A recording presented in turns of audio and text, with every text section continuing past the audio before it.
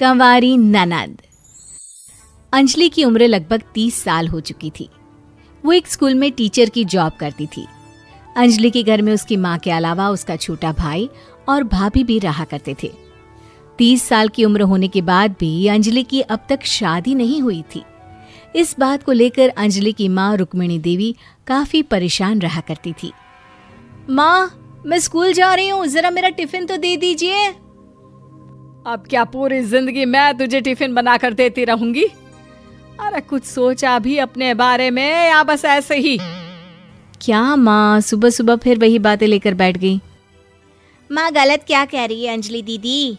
इतनी उम्र हो चुकी है आपकी, माँ कब तक आपकी सेवा करती रहेंगी? भाभी, मैंने माँ को कब कहा कि मेरी सेवा करो? वैसे भी अपना टिफिन मैं खुद तैयार कर लेती हूँ, बस टेबल से उठाकर देने को ही तो कहा था। वैसे अंजलि दीदी, देखा जाए तो टिफिन उठाकर देने की उम्र तो आपकी है। आपका अपना घर परिवार बच्चे होते तो ये जिम्मेदारी आज आप पूरी कर रही होती। एक बात मेरी समझ में नहीं आती, अगर मेरी शादी नहीं हुई तो इसमें मेरी क्या गलती है और तुम सब लोग मेरे पीछे क्यों पड़े रहते हो? अरे कुछ कहना क्या पीछे पड़े रहना होता है? अपने छोटे भाई को देख, तुझसे 3 साल छोटा है लेकिन 2 बच्चे खेल रहे हैं आंगन में। मुझे आप लोगों की कोई बात नहीं सुननी, जा रही हूँ मैं। और आप में से किसी को मेरा कोई काम करने की जरूरत नहीं है, मैं खुद संभाल लूंगी। इतना कहकर अंजलि वहां से चली जाती है। शाम को जब अंजलि अपने स्कूल से लौटकर घर वापस आती है तो उसने देखा कि पड़ोस वाली निर्मला चाची वहां पर बैठी हुई थी। क्या बात है अंजलि बिटिया, नौकरी करके वापस आ गई? जी चाची जी, कैसी हैं आप? मैं तो ठीक हूँ बेटा, तुम बताओ शादी के बारे में कुछ सोचा या नहीं? अरे रहने दीजिए ना, इससे तो शादी की बात करना ही बेकार है। कुछ भी कहो तो गुस्सा करती है, बात बात पर आंखें दिखाती है। माँ, आप ऐसा क्यों कह रही है? मैंने कब आप पर गुस्सा किया? अरे अंजलि बेटा, तुम्हारी माँ ठीक ही तो कहती है। 30 की होने आई हो, अब तुम्हें भी शादी वादी कर लेनी चाहिए। चाची जी, आप तो ऐसे कह रही हैं जैसे शादी करने से मैंने मना किया हो।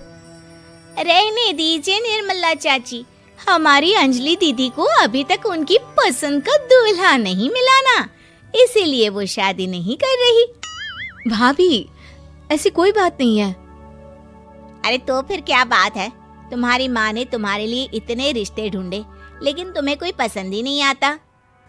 क्या है ना चाची जी, हमारी ननद रानी नौकरी जो करती है ऐसे ही थोड़ी ना किसी को पसंद कर लेंगी।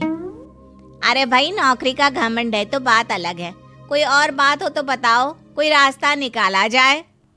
नहीं नहीं चाची जी, कोई बात नहीं है, बस मुझे अभी तक अपनी पसंद का कोई मिला नहीं है। सुन लिया आपने, इस लड़की के तो पर निकल आए हैं और इतनी उम्र में अपनी पसंद का कोई मिलेगा भी नहीं इसे। माँ, आप मेरी शादी को लेकर हमेशा मुझे ताने क्यों मारती रहती हैं? अपनी माँ की बातें तो ताने लगती है। ताने हैं? बताओ, मैंने कुछ गलत कहा क्या? देखो, ये सब छोड़ो, मेरी दूर की बुआ का बेटा है, उसकी अभी शादी नहीं हुई है, उम्र होगी कोई 34-35 साल। आप कहें तो बात आगे बढ़ाऊं? अरे हाँ हाँ, क्यों नहीं, ये भी कोई पूछने की बात है। अरे जल्दी से लड़के को यहाँ बुला लो। माँ, आप मुझसे पूछे बिना मेरी शादी की बात करने जा रही हैं और मेरी उम्र 30 भी पूरी नहीं हुई है। निर्मला चाची कह रही है कि वो लड़का 35 साल का है। अंजलि दीदी, आपको क्या लगता है इस उम्र में कोई फिल्म का हीरो आएगा आपके लिए? देखिए, अब पसंद और नापसंद की बात तो रहने दीजिए, पसंद करने की उम्र तो आपकी निकल चुकी। अब तो जो भी मिले उसी से शादी कर लीजिए, इसी में भलाई है। तेरी भाभी बिल्कुल ठीक कह रही है।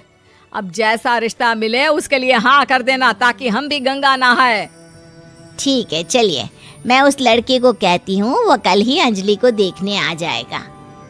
अगले दिन निर्मला चाची के दूर का रिश्तेदार अंजलि को देखने उसके घर आता है। उसका नाम था अजय। अंजलि जी, तो आप नौकरी करती हैं, वो भी स्कूल में? जी हाँ, मैं स्कूल में टीचर हूँ। हमारी बेटी बहुत होशियार है। अरे पढ़ने लिखने में इतनी होशियार है, इसीलिए तो इसकी नौकरी लगी है स्कूल में। हाँ हाँ ठीक है आंटी जी, ज़रा मुझे भी तो बात करने दीजिए आपकी बेटी से। जी पूछिए ना, क्या पूछना चाहते हैं? अंजलि मैडम, ये तो बताइए कि आपने अभी तक शादी क्यों नहीं की? बस ऐसे ही, कहीं कोई रिश्ता पसंद नहीं आया इसलिए।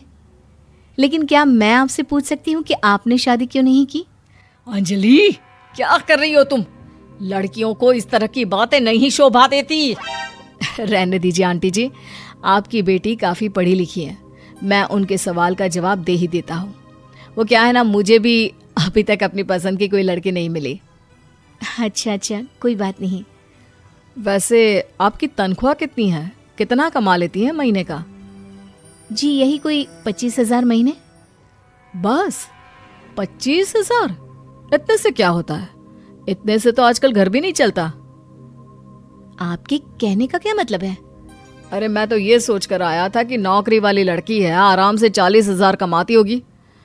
माफ कीजिएगा, आपका और मेरा रिश्ता नहीं हो सकता।